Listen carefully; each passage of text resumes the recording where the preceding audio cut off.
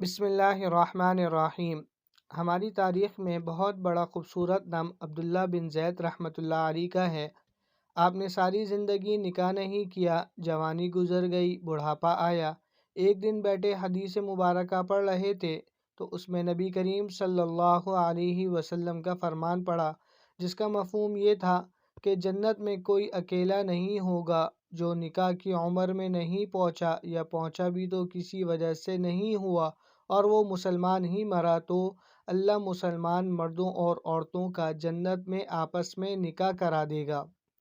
جب یہ حدیث پاک پڑھی تو دل میں خیال آیا کہ یہاں تو نکاح نہیں کیا تو جنت میں ہونا ہی ہے، تو جنت میں میری بیوی کون ہوگی؟ دعا کی، یا اللہ مجھے دکھا تو صحیح جنت میں میری بیوی کون ہوگی۔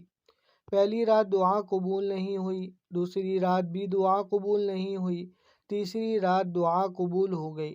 خواب میں کیا دیکھتے ہیں کہ کالے رنگ کی عورت ہے، حضرت بلال حبشی کے دیس کی رہنے والی ہے، حبشہ کے دیس کی، اور وہ کیا کہتی ہے کہ میں میمونہ ولید ہوں اور میں بصرہ میں رہتی ہوں۔ پتہ مل گیا، آنکھ کھلی، حضرت کی تہجد کا وقت تھا، نوافل پڑھے، نماز فجر باجماعت ادا کی اور سواری لے کر حضرت عبداللہ بن زید بصرہ گئے۔ وہاں لوگوں نے بڑا استقبال کیا، حضرت کا نام ہی بہت بڑا تھا۔ بٹھا کر پوچھا، حضرت بتائے بغیر کیسے آنا ہوا؟ خیر تو ہے؟ آپ نے پوچھا، یار یہ بتاؤ یہاں کوئی میمونہ ولید رہتی ہے؟ لوگوں نے حیران ہو کر پوچھا، حضرت آپ اتنے دور سے چل کر میمونہ ولید سے ملنے آئے ہیں؟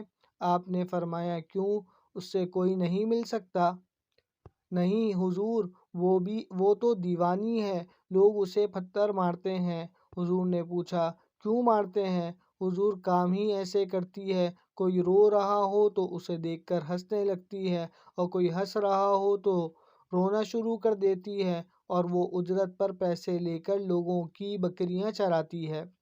آج بھی وہ ہماری بکریاں لے کر جنگل میں گئی ہے، آپ آرام فرمائیں، عصر کے بعد آ جائے گی، آپ مل لیجیے گا۔ حضرت نے فرمایا، عصر کس نے دیکھی؟ کہا، وہ کس سمت گئی ہے؟ لوگوں نے کہا، حضور جنگل نہ جائیں، بہت خوفناک جنگل ہے۔ آپ نے فرمایا، بتاؤ کس طرف گئی ہے؟ لوگوں نے بتایا۔ آپ فرماتے ہیں کہ میں نکل گیا۔ آپ فرماتے ہیں کہ جب میں جنگل گیا، واقعی خوفناک جنگل تھا، جنگلی جانور کی بھرمار تھی، قدم قدم پر کوئی نہ کوئی چیز کھڑی ہے۔ آپ فرماتے ہیں کہ قربان جاؤں اس عورت کی مردانگی پر، وہ اس جنگل میں کس طرح بکریاں چرا رہی ہے، شیروں نے اس کی بکریوں کو ابھی تک کھایا نہیں، اتنے درندے ہیں، سارے مل کر حملہ کر دیں تو کیا کرے، یہ اکیلی عورت کس کو اور کس کس کو روکے گی؟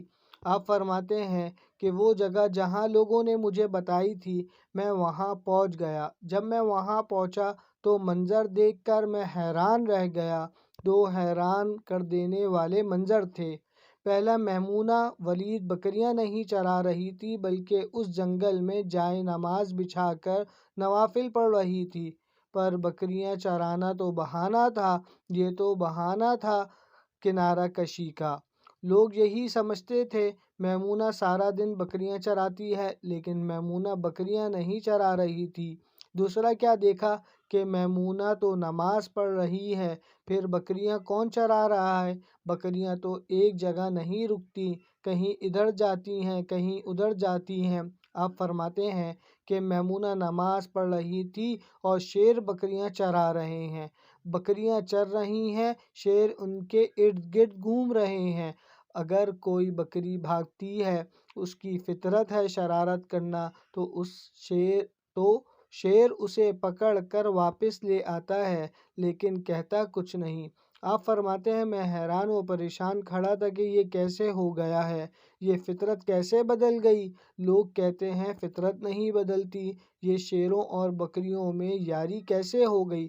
آپ فرماتے ہیں کہ میں دنگ، حیران و پریشان کھڑا ہوں، مجھے نہیں پتا کہ کب میمونہ ولید نے نماز ختم کر دی اور مجھے مخاطب کر کے کہتی ہے کہ اے عبداللہ، ملنے کا وعدہ تو جنت میں تھا، آپ یہاں آ گئے۔